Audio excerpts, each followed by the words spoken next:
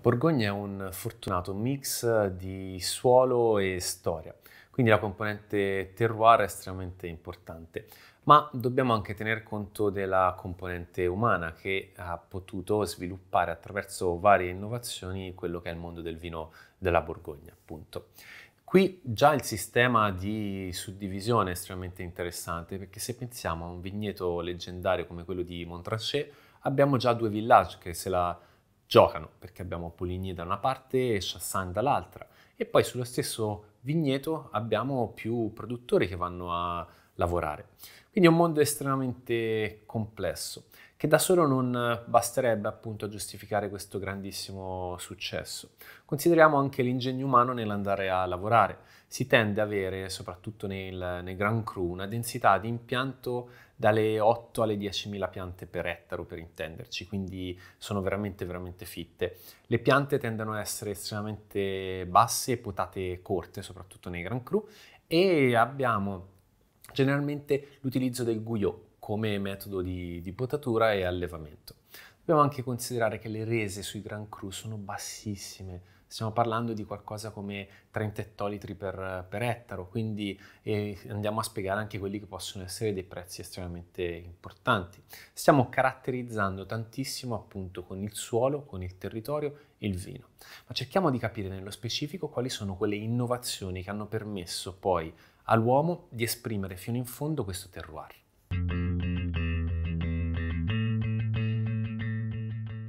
Potrà sembrare quasi un ossimoro o una contraddizione, ma l'innovazione che tradizionalmente riconosciamo alla Borgogna parte dalla vinificazione con i raspi, la cosiddetta vendemmia intera, quindi il grappolo che poi viene vinificato.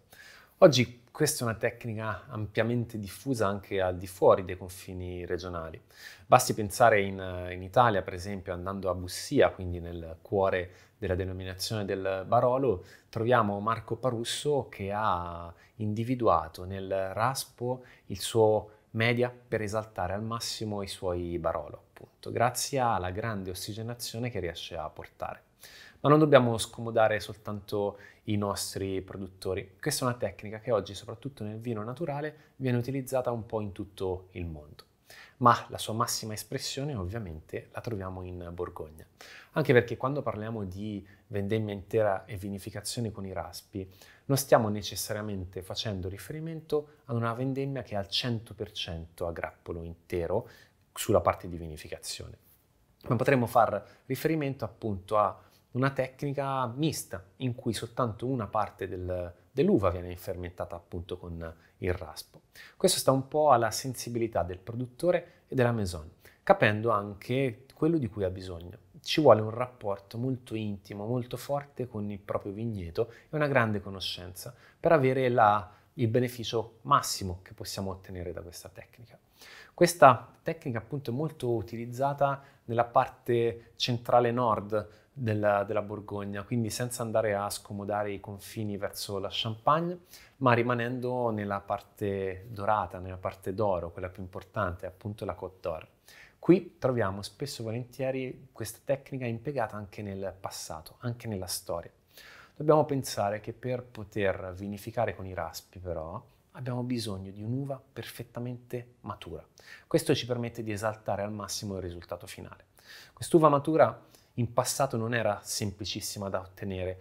Quando parliamo di raspi parliamo di Pinot Noir, quindi parliamo di un vitigno difficile, un vitigno capriccioso, un vitigno che ha bisogno di determinate condizioni climatiche e di suolo, che in Borgogna trova ma non sempre, anche sulla Côte, nonostante l'esposizione sud-sud-est che gli permette di ricevere in maniera costante e non aggressiva i raggi del sole, con una temperatura continentale che gli permette comunque di progredire, maturare piano piano e lentamente.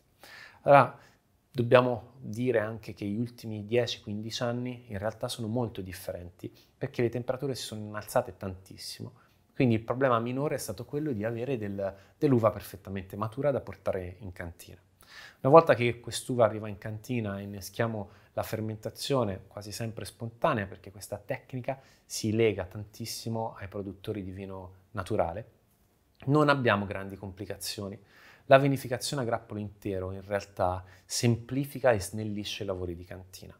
Durante la fermentazione e la macerazione, quindi la fermentazione è tumultuosa, che spinge le bucce dell'uva verso l'alto, andando a creare una sorta di cappello, che spesso e volentieri diventa quasi un tappo che impedisce il corretto dialogo tra il vino, tra la massa quindi in fermentazione e l'ossigeno. E il produttore si dovrà trovare costretto a rompere questo cappello per poter quindi ossigenare in maniera corretta. Il raspo svolge questa funzione in maniera naturale, quindi durante la fermentazione e la fase di macerazione andrà a rompere il cappello permettendo quindi all'ossigeno di entrare. In più dobbiamo considerare che l'utilizzo del raspo ha delle funzioni organolettiche importanti. Il Pinot Noir tende ad essere non complesso al naso, tende a volte ad essere anche quasi monodimensionale, giocando tantissimo sul frutto, sui piccoli frutti e poi delle note magari più terrose. Ecco, grazie al raspo riusciamo ad avere dei profumi che sono più floreali e quindi portiamo questa grande complessità. L'ossigenazione stessa del raspo ci permette di aprire di più il bouquet del vino. Ovviamente, se dosato male, avremo dei sentori erbacei quasi minerali, dei sentori quindi non propriamente piacevoli. Anche al palato quello che accade con l'utilizzo del raspo è che riusciamo a snellire e allungare il sorso, dando quindi bevibilità e rendendo il vino anche più fresco. Il tannino sarà fitto, presente, marcante in modo positivo, ma non asciugherà, non sarà un tannino che quindi blocca proprio il sorso. Queste sono delle caratteristiche importanti da considerare quando parliamo dal punto di vista organolettico dell'obiettivo finale. Se abbiamo un raspo non dosato bene, però, e la tecnica di fermentazione non è svolta come dovrebbe, al sorso avremo invece dei tannini molto verdi, molto presenti, quasi amari, estremamente sgradevoli. Tornando comunque a quello che accade in cantina, dobbiamo anche considerare che il raspo permette di abbassare la temperatura di fermentazione e di svolgere fermentazioni molto più lunghe, quindi molto meno tumultuose. Fermentazioni quindi che riusciamo a controllare molto meglio in modo appunto naturale.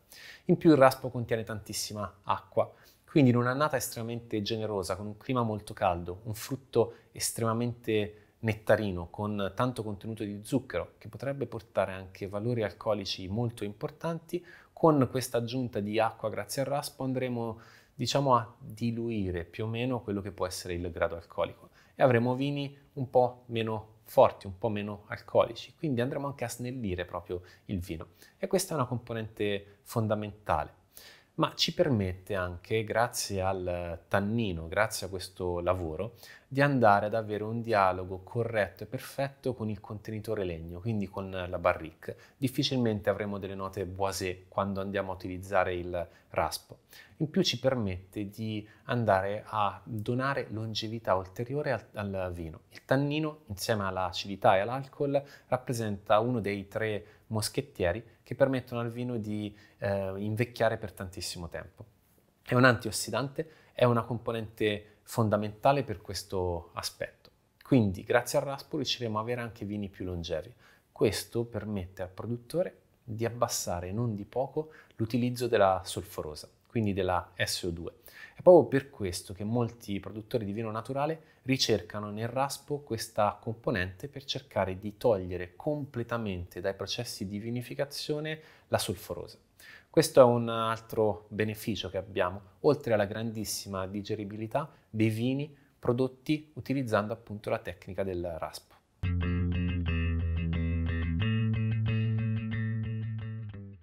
Pensando alla Borgogna, pensiamo anche alle botti piccole di rovere francese, le cosiddette barrique. Ma in realtà l'innovazione che la Borgogna ha portato è più legata all'utilizzo della barrique per i vini bianchi a base Chardonnay. Tanto consideriamo che in Francia, in questa zona, la barrique veniva utilizzata come unità di misura per calcolare effettivamente quanto vino venisse venduto. È un qualcosa che è stato mutuato dal mondo birra e semplificava anche estremamente il rapporto. Siamo sui 225-228 litri di capacità. Esiste anche la demi barrique che è più o meno la metà. Ecco, la barrique è stata utilizzata in maniera estremamente empirica, quindi la prova, la sperimentazione sul campo è quello che poi ha permesso oggi di arrivare a creare dei vini estremamente grassi, cremosi, dei vini bianchi, dei chardonnay importantissimi. Si è diffusa nel mondo questa tecnica, ma va detto che la matrice fondamentale per raggiungere dei risultati convincenti è legata proprio nell'uva e nel clima che abbiamo. Se parliamo di Borgogna ci andiamo a concentrare in una parte della Côte d'Or, nella parte più sud, quindi nella Côte de Beaune, ed è qui che troviamo lo Chardonnay con le caratteristiche adatte per andare a lavorare appunto sulla barrique. Per intenderci, nel mondo chablisien, quindi nel mondo dello Chablis, andando ancora più a nord, distaccandoci per continuità territoriale e avvicinandoci alla Côte de Bar in Champagne, ecco, qui abbiamo tanta eleganza, tanta finezza nello Chardonnay, manca forse un po' di struttura e di corpo per poter reggere il lavoro del legno e l'impatto appunto che il legno potrebbe avere, anche se in questa terra viene utilizzato. Ma l'utilizzo della barrique per lo Chardonnay appunto ci porta necessariamente anche a parlare di alcuni cru importantissimi, quindi per esempio la serie di cru di Montrachet. Qui lo Chardonnay raggiunge la sua più grande espressione, elegante ma imponente. Ecco, cerchiamo di capire come funziona appunto l'utilizzo della barrique. Dobbiamo considerare che se mettessimo del vino bianco già fermentato ad affinare in legno, andremmo probabilmente quasi ad ucciderlo. Le note boisé, le note vanigliate avrebbero la meglio e andremo a nascondere e quasi negare appunto il territorio. Quello che si è compreso in questa zona di Borgogna è che il vino bianco doveva necessariamente partire dal mosto della fermentazione in legno, dato che un affinamento in seconda battuta avrebbe di fatto ucciso e nascosto il territorio. Ecco, comprendendo questo si è sviluppato quindi una tecnica che ha favorito l'autolisi dei lieviti, ha favorito anche la possibilità di andare a sviluppare molta più complessità organolettica, diminuendo la probabilità invece di avere delle punte di acetica. Quindi questi sono stati dei benefici diretti che sono stati portati. Considerate che anche la vaniglia non viene portata dentro il vino come profumo di tostatura, ma viene creato quello che è l'alcol vanillico e quindi abbiamo una componente che è perfettamente integrata nel vino. Quello che importa in realtà è il rapporto con l'ossigeno, non tanto con il legno. I legni per la barrique provengono dal massiccio centrale in Francia, quindi giochiamo praticamente in casa e considerate che con 1 metro cubo di legno si riescono a fare circa 6 barrique. È ovvio che anche il costo di andare a fare dei vini in questo modo sia estremamente elevato. Ma torniamo al discorso dell'ossigeno. La ossigenazione quindi del mosto durante la fermentazione permette al mosto di esprimere gran parte della sua capacità, del suo potenziale organolettico, andando poi a lavorare anche ovviamente su quelle che sono delle note derivanti direttamente dal legno. Abbiamo bisogno però di avere un vitigno, un'annata, un territorio che esprime determinate caratteristiche. Intanto il pH del vino, del mosto, dovrà essere tra 3,1 e 3,3. Se invece ragioniamo di volume alcolico dovremmo garantirci dai 13 al 14% di alcol, quindi abbiamo bisogno di struttura di corpo per poter bilanciare oltre l'ossigeno anche la componente di legno. È importante andare anche a smuovere dal fondo quelle che sono le fecce nobili per cercare di tenere quindi vive e di tenere il mosto a contatto con quindi quello che poi potrà donargli ricchezza.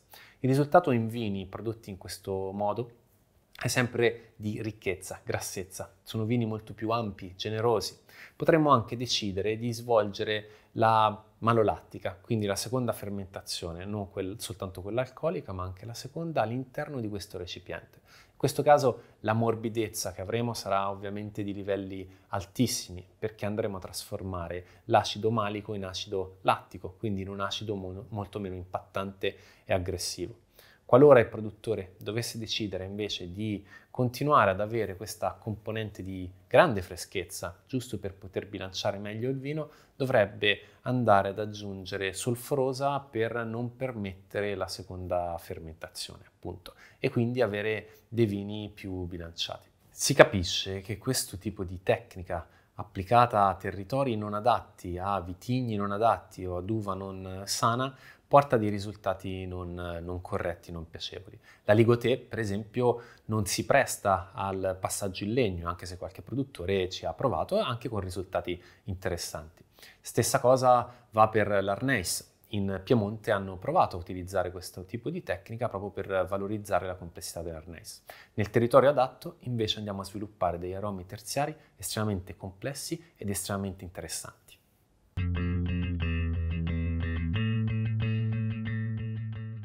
Il mondo del vino è prova, è livello empirico, è sperimentare direttamente in cantina e vedere i risultati. Con l'introduzione del legno, della barrique per le fermentazioni, si è anche introdotta una nuova tecnica, soprattutto l'utilizzo di un nuovo strumento, cosiddetto bâtonnage. Ecco, questa tecnica si basa sul bastone, sul bâton, che ci permette di andare a riportare in sospensione le fecce fini all'interno del contenitore in legno. Dovete pensare che dopo la prima fermentazione, quella alcolica, andremo a separare effettivamente le fecce grosse dal vino. Rimarranno le fecce fini, che tenderanno però, essendo pesanti, a depositarsi sulla base della barrique. Per cercare di avere la massima espressione del vino, cercheremo di andare a smuovere queste fecce, appunto con questo strumento che è una sorta di bastone, per portarle in sospensione. Portandole in sospensione, le cellule metteranno a disposizione dei batteri lattici le mannoproteine e i colloidi. Questo permetterà di sviluppare più struttura e più corpo nel vino. Va detto che in realtà con il passaggio in legno legato alle fermentazioni non è stato ancora dimostrato scientificamente il beneficio organolettico, anche se lo sviluppo di aromi terziari a livello empirico è evidente e palese. Quello che però è stato dimostrato è che questa tecnica, in cui entrano in gioco anche i tannini, permette di legare meglio gli antociani e i polifenoli, quindi permette comunque di imprimere più colore e di imprimere l'aspetto organolettico. Questa tecnica del bâtonnage ci garantisce appunto che le fecce fini vengano utilizzate al massimo per poter godere del vino nel suo colore, nel suo profumo, ma soprattutto sull'aspetto di struttura e di corpo, quindi quella grassezza e quella morbidezza che ritroviamo soprattutto negli Chardonnay in Borgogna.